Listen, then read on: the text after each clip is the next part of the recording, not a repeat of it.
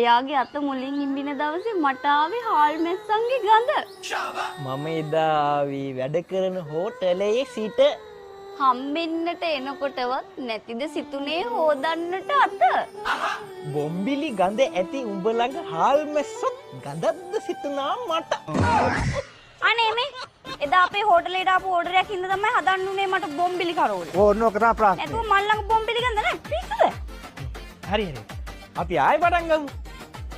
බැද්දාම cutlet බෝලයක් තෙලට දමා ඉනුවා කටට කෙල සුරු සුරු ගාලා. කට්ලට් උනත් බෝලයක් නම් උඹට හොඳා.